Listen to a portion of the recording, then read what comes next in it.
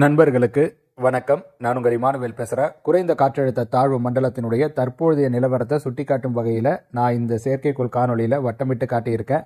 இதன் தாக்கத்தினால அது எந்த பகுதிகளிலிருந்து காற்றை இழுத்து கொண்டு இருக்குது அப்படிங்கிறது உங்களுக்கு தெரிய வந்திருக்கும். அதே போல் காற்றை அது எந்த இடங்களில் குவித்து கொண்டு இருக்கிறது என்பது தொடர்பாகவும் உங்களுக்கு ஒரு தெளிவு கிடைத்திருக்கும்.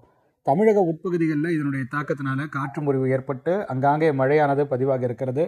குறிப்பிட்டு சொல்ல வேண்டும் என்றால் நேற்றைய தினம் பார்த்தீங்கன்னாக்கா இது நகர்ந்து கொண்டு இருப்பதனால கன்னியாகுமரி மாவட்டத்தினுடைய மேற்கு தொடர்ச்சி மலை மற்றும் அதனை ஒட்டி இருக்கக்கூடிய சில இடங்களில் மிக கனத்த மழையெல்லாம் பதிவாக இருக்கிறது. மழை அளவுகள் பட்டியலை பொறுத்தவரையில் அந்த மழை மாநில பதிவாக இருக்கக்கூடிய மழை அளவுகள் அந்த லிஸ்ட்டில் வந்து இடம்பெற்றிருக்காது. பட் அங்கே இருக்கக்கூடிய நண்பர்கள் நமக்கு சில பல தகவல்களை தெரியப்படுத்தி இருந்தாங்க. அதையும் உங்கள் கூட நான் பகிர்ந்து கொள்ள கடமைப்பட்டிருக்கேன். கார்மலகிரி எஸ்டேட் அப்படிங்கிற ஒரு பகுதி வந்து கன்னியாகுமரி மாவட்டத்தில் இருக்கு போல். அதில் கிட்டத்தட்ட 308 மில்லிமீட்டர் அளவு மழையானது பதிவாக இருப்பதாக நமக்கு தகவல்கள் கிடைக்க வந்திருக்கிறது. அதே போல் கல்லார் எஸ்டேட் என்று அழைக்கப்படக்கூடிய ஒரு பகுதியில் 280 மில்லிமீட்டர் அளவு மழையானது பதிவாக இருக்கிறது. இவைகள் மட்டும் தானான்னு கேட்டிங்கனாக்கா இவைகள் மட்டும் கிடையாது. கன்னியாகுமரி மாவட்டத்தினுடைய பல்வேறு இடங்களில் மழையானது பதிவாக இருக்கிறது. பட் இந்த மழை அளவுகள் பார்த்திங்கனாக்கா நம்ம தமிழ்நாடு பேரிடர் மேலாண்மை ஆணையம் வெளியிடக்கூடிய அந்த மழை அளவுகள் பட்டியலில் இடம்பெறலை. பட் ஆனால் இந்த மாதிரியான சில இடங்களில் ஒரு சிறிய பகுதிகளில் அதிக அளவிலான மழையானது கடந்த 24 மணி நேரத்திலும் பதிவாக இருக்குது அப்படிங்கிறத நீங்கள் தெரிந்து வைத்துக் கொள்ளணும். இவைகளாவது பரவாயில்ல. கன்னியாகுமரி மாவட்ட பகுதிகள் புல் எஃபெக்ட் ட்ரெயின்னு சொல்லுவோம். அதாவது இந்த சுழற்சி வந்து வடகிழக்கு திசையில் அடுத்து வரக்கூடிய 24 மணி நேரத்திலும் நகர இருக்கிறது. அதனால் காற்று வந்து ஊடுருவதனால கன்னியாகுமரி மாவட்டத்தில் மழையானது பதிவாகுது அப்படிங்கிற மாதிரி நம்ம வந்து எடுத்துக்கலாம். நாமக்கல் மாவட்டத்தில் ஒரு பகுதியில் காற்று முறிவின் காரணமாக 200 மில்லிமீட்டருக்கும் அதிகமான அளவு மழை பதிவாக இருப்பதாக கூட நமக்கு வந்து அங்கு வசித்து கொண்டு இருக்கக்கூடிய நண்பர்களின் வாயிலாக சில பல தகவல்கள் கிடைக்க வந்திருக்கிறது. அந்த ஊரோட பெயரை கேட்டு அவருக்கு நான் மெசேஜ் அனுப்பியிருந்தேன். அவர் இன்னும் சரியாக எனக்கு ரிப்ளை பண்ணல. சின்ன மணலி பாளையம் அப்படிங்கிற ஒரு பகுதின்னு நினைக்கிறேன். அங்கே இருக்கக்கூடிய ஒரு நண்பரின் அவர் வைத்திருக்கக்கூடிய ஒரு ப்ரைவேட் ரயின்காஜில் கோக்கமலை தானியங்கி வானிலை மையம் அது வந்து சரியாக செயல்படலை போல். அதை ஒட்டி இருக்கக்கூடிய பகுதி தான் போல இது. ஸோ அதனால தான் அவங்க வந்து எனக்கு இந்த தகவலை வந்து பகிர்ந்துருக்கிறாங்க. கிட்டத்தட்ட 200 மில்லிமீட்டர் அளவு மழை நாமக்கல் மாவட்டத்தில் ஒரு பகுதியில் அந்த கோக்கமலையை ஒட்டி இருக்கக்கூடிய சில இடங்களில் பதிவாகி இருப்பதாக நமக்கு தகவல்கள் கிடைக்க வந்திருக்கிறது. ஸோ நீங்கள் வந்து கோக்கமலை அப்படிங்கிற மாதிரியே வைத்துக் கொள்ளுங்க. நான் இன்னும் அவர்கிட்ட டீட்டெயில் கேட்டு உங்கள் கூட முடிஞ்ச இரவு நேர காணொலியில் ஷேர் பண்ணுறேன். ஸோ ஆக மொத்தத்தில் பார்த்தீங்கன்னாக்கா தமிழகத்தில் கடந்த 24 மணி நேரத்தில் சில இடங்களில் கனத்த மழையும் பதிவாக இருக்கிறது. அடுத்த 24 மணி நேரத்திலும் உட்பகுதிகளின் சில இடங்களில் மழைக்கான வாய்ப்புகள் இருக்குது. இன்னும் சொல்லப்போனால் நேற்று எந்த இடத்துல மழை பதிவானுச்சோ அதே இடங்களில் அதற்கு நெருக்கத்தில் இருக்கக்கூடிய பகுதிகளில் காற்று முறிவு ஏற்படுவதற்கான வாய்ப்புகளும் இருக்குது. நாமக்கல் மாவட்ட உட்பகுதிகளின் சில இடங்களில் இடியுடன் கூடிய மழையை நம்ம இரவு நேரத்தில் எதிர்பார்க்கலாம். அதற்கான சாத்தியக்கூறுகளும் அமைப்புகளும் இருக்குது. எந்தெந்த பகுதிகள்ங்கிறத இந்த காணொலியில் நான் மென்ஷன் பண்ணுறேன். இப்போ இந்த சுழற்சியினுடைய நகர்வை பொறுத்தவரையில் அது அடுத்து வரக்கூடிய 24 மணி நேரத்தில் வடகிழக்கு திசையில் விலகி செல்ல முற்படும். அதன் பிறகு பார்த்தீங்கன்னாக்கா அது மீண்டும் தெற்காந்திர கடலோர பகுதிகள் மற்றும் தமிழக கடலோர பகுதிகளுக்கு நோக்கி நகர முற்படுவதற்கான வாய்ப்புகள் என்பது இருக்கிறது. அவ்வாறாக அது ஒரு பார்த்து எடுத்ததுனாக்கா அது மென்மேலும் வலுகுறைந்து முற்றிலும் வலுவிழந்த நிலையில தான் அது வந்து வரும். இப்போ வந்து சர்க்குலர் ஃபார்மில் வரும்னு நம்ம வந்து சொல்லலை. ஒரு அகடு என்கிற அமைப்பு வந்து சர்க்குலர் ஃபார்மில் இருக்கக்கூடிய ஒரு அமைப்பு வந்து கிடையாது. இதன் தாக்கத்தினால ஈரப்பதமிக்க காற்றானது கடலோர பகுதிகளில் ஊடுருவி 26ஆம் தேதி வாக்கில் மழை வாய்ப்புகளை ஏற்படுத்தும் அப்படிங்கிறது நம்மளுடைய எதிர்பார்ப்பாக இருக்குது. அதற்கு சாதகமான அமைப்புகள் தான் இருக்குது. இவைகள் எல்லாம் ஒருபுறம் இருக்க, மறுபுறம் சுமத்ரா தீவுகள் அருகில் 26ஆம் தேதி வாக்கில் ஒரு சுழற்சியானது உருவாகுவதற்கான வாய்ப்புகள் என்பது வந்து இருக்கு. கீழடுக்கிலே அதனுடைய தாக்கமானது வெளிப்பட தொடங்கிவிடும். அதன் பிறகு 28ஆம் தேதி வாக்கில் அது ஒரு குறைந்த காற்றழுத்த தாழ்வு பகுதியாக உருவெடுத்து அதன் பின்னர் பார்த்தீங்கன்னாக்கா அது இலங்கைக்கு நெருக்கத்தில் இருக்கக்கூடிய அந்த கடல் பகுதிகளில் மற்றும் அதனை ஒட்டி இருக்கக்கூடிய பூமத்திய ரேகையை ஒட்டிய இந்திய பெருங்கடல் பகுதிகளில் அது நிலை கொள்ளலாம். ஸோ அதனால பார்த்தீங்கன்னாக்கா இலங்கையிலலாம் 28ஆம் தேதிகளின் வாக்கிலேயே இலங்கையினுடைய கிழக்கு கடலோர பகுதிகளில் அங்கங்கே மழை பதிவாக தொடங்கிவிடுவதற்கான வாய்ப்புகள் என்பது வந்து இருக்கும்.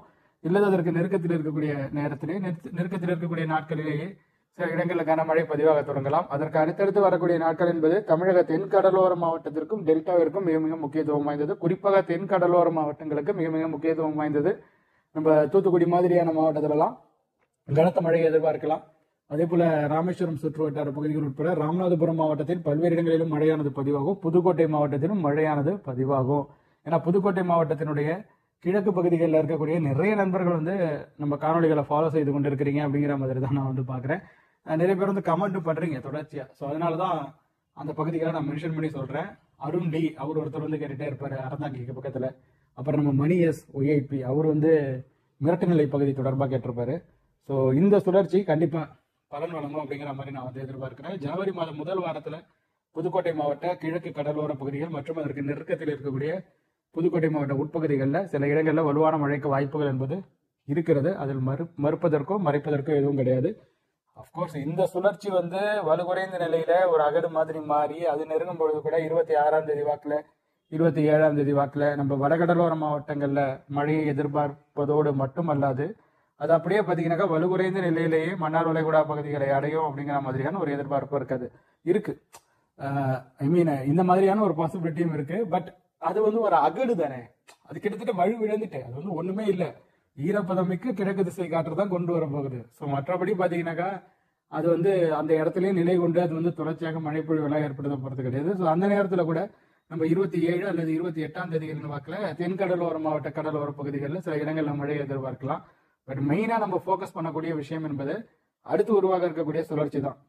அதுதான் பார்த்தீங்கன்னாக்கா அடுத்த சுற்று மழை வாய்ப்புகளை ஜனவரி மாதம் முதல் வாரத்தில் தென்கடலோர மாவட்டங்களுக்கும் தென் மாவட்டங்களுக்கும் டெல்டாவிற்கும் ஏற்படுத்த இருக்கிறது. டெல்டாவின் சில இடங்களிலும் அந்த நேரத்தில் நம்ம வலுவான மழை எதிர்பார்க்கலாம். குறிப்பாக டெல்டாவினுடைய தெற்கு பகுதிகளில் முத்துப்பேட்டை, வேதாரண்யம், கோடியாக்கரை, திருத்துறைப்பூண்டி, அதே போல திருப்பூண்டி மாதிரியான பகுதிகளும் அந்த காலகட்டத்தில் பெனிஃபிட் வந்து அடையும் அப்படிங்கிறது என்னுடைய எதிர்பார்ப்பு. அதற்கு மேலே இருக்கக்கூடிய இடங்களிலும் மழையானது பதிவாகலாம். இட் டிபெண்ட்ஸ், சப்ஜெக்டிவான விஷயமா சொல்லலாம். இப்போ நான் அடுத்த 24 மணி நேர மழை வாய்ப்புகளை உங்க கூட பகிர்ந்து கொள்றேன். ஸோ அதன்படி பார்த்தீங்கன்னாக்கா இன்னைக்கு வந்து காற்று முறிவு மழை வந்து தமிழக உட்பகுதிகளில் பதிவாக தான் போகுது. அதே போல உங்களுக்கு கன்னியாகுமரி மாவட்டம் மேற்கு தொடர்ச்சி மலை மற்றும் அதனை ஒட்டி இருக்கக்கூடிய இடங்கள்ல மழையும் பதிவாகலாம். ஏன்னா உங்களுக்கு வந்து மேற்கு திசை காற்றும் பார்த்தீங்கன்னாக்கா மிக சிறப்பாக தான் ஊடுருவி வருகிறது.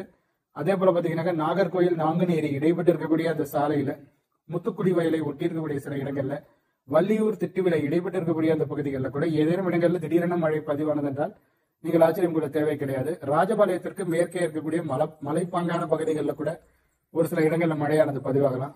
அதே போல கொடைக்கானலுக்கு அருகாமையில் இருக்கக்கூடிய இடங்களில் கூட மழை பதிவாகும் அப்படிங்கிற மாதிரி தான் நான் வந்து எதிர்பார்க்கிறேன். நீலகிரி மாவட்ட கிழக்கு பகுதிகளில் கூட ஒரு சில இடங்களில் நம்ம மழையை வந்து எதிர்பார்க்கலாம். கோயம்புத்தூர் மாவட்ட வடக்கு பகுதிகள் மற்றும் அதனை ஒட்டி இருக்கக்கூடிய நீலகிரி மாவட்ட பகுதிகளில் அங்கங்கே மழை பதிவாகும் அப்படிங்கிறது நம்மளுடைய எதிர்பார்ப்பா இருக்கு. இவைகளெல்லாம் ஒருபுறம் இருக்க, மறுபுறம் பார்த்தீங்கன்னா நாமக்கல் மாவட்டத்தில் நிச்சயமா அடுத்த 24 மணி நேரத்திலும் மழைக்கான வாய்ப்புகள் என்பது வந்து இருக்கிறது. இதற்கு முந்தைய ஆண்டுகளிலும் இதே போன்று மழையானது பதிவாக இருக்கிறது.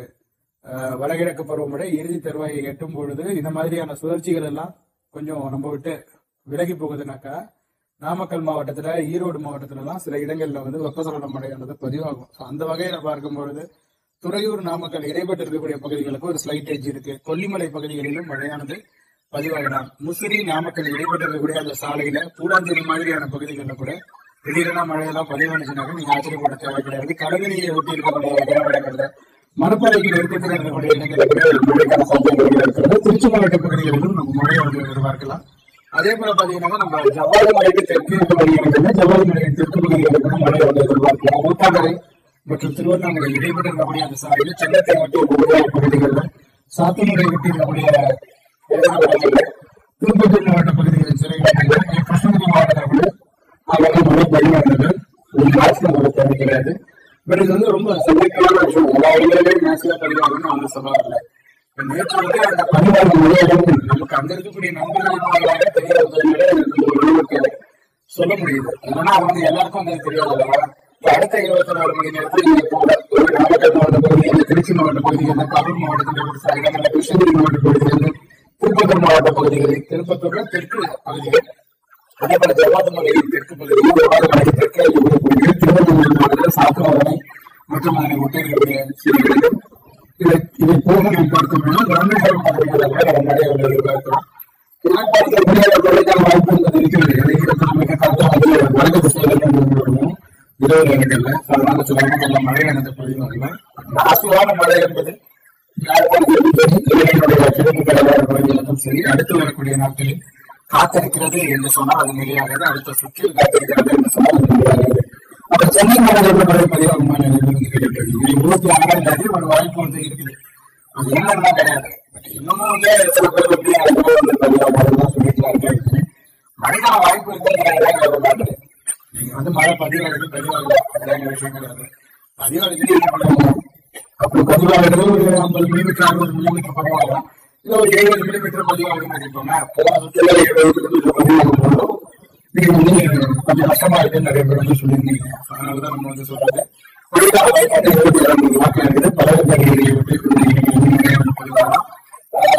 திருவள்ளூர் மாவட்டத்தில் செங்கல்பட்டு மாவட்ட சென்னை மாநகராட்சி நிலையங்களிலும் மழைக்கான வாய்ப்புள்ள காஞ்சிபுரம் மாவட்டத்திலும் அந்த காலகட்டத்தில் மழையான பதிவாகும். புதுச்சேரியிலும் 27ஆம் தேதி மழைக்கான சாத்தியக்கூறுகள் இருக்கிறது. புதுச்சேரி கடலூர் மாவட்ட பகுதிகளில் பழனிப்பட்டி சிவகாரி இடைப்பட்ட விவசாயிகளின் பல்வேறு இடங்களில் இதேபோல நாகப்பட்டினம் காரைக்கால் மாதிரியான மாவட்டங்களுக்கும் 26ஆம் தேதி வரைக்கும் நம்ம மழை வந்து எதிர்பார்க்கும். அதற்கு அடுத்தடுத்து வரக்கூடிய நாட்கள்ல நம்ம தென் கடலோர மாவட்டங்களிலும் அங்கங்கே மழை நம்ம வந்து மழை பதிவாகும் அப்படிங்கிற நம்ம எதிர்பார்க்கிறோம். அதற்கு இந்த மாதிரி இறுதியில் மழையாக வந்து சர்க்குலேஷன் வரும்போது இந்த மாதிரி இறுதி அடுத்த மழை நிகழ்வாங்க. ரெண்டுத்திலுமே மழைக்கான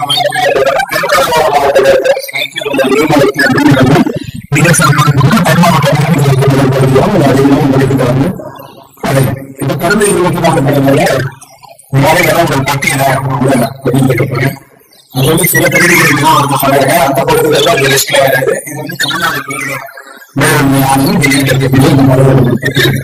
அதன்படி பார்த்தோம்னா தமிழ்நாடு மாவட்டம் 25 மில்லிமீட்டர், தமிழ்நாடு மாவட்டம் தலைப்பு திருச்சிராப்பள்ளி மாவட்டம் 66 மில்லிமீட்டர், மாத்தறை 18, திருச்சிராப்பள்ளி மாவட்டம் மாவட்டம் 48 மில்லிமீட்டர், திருவாரூர் திருவாரூர் மாவட்டம் 48 மில்லிமீட்டர், ஆண்டிப்பட்டி தெற்கு மாவட்டம் 7 மில்லிமீட்டர், மாவட்ட மாவட்டம் 47 மில்லிமீட்டர், திருவண்ணாமலை திருச்சிராப்பள்ளி மாவட்டம் 45 மில்லிமீட்டர், காக்காட்சி அணை திருநெல்வேலி மாவட்டம் 47 மில்லிமீட்டர்,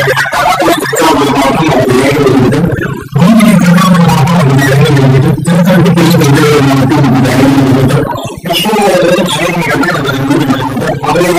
மாவட்டம் 5 மில்லிமீட்டர், கடலூர் நகராட்சி தமிழக மாவட்டம் 7 மில்லிமீட்டர்,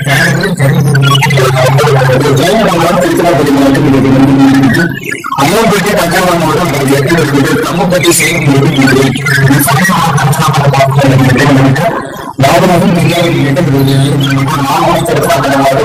மில்லிமீட்டர், வாடிப்பட்டி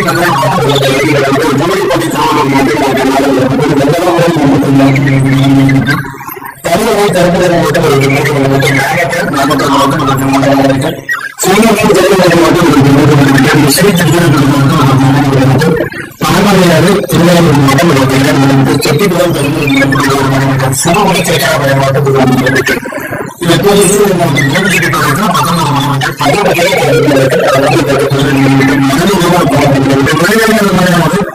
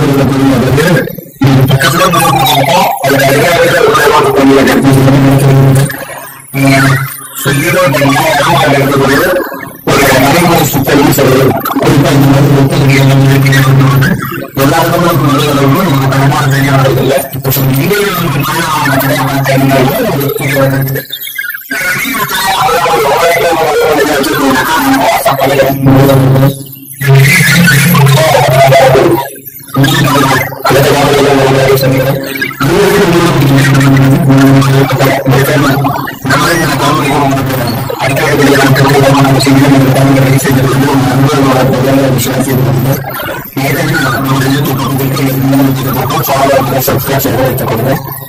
சந்திக்கிறேன்.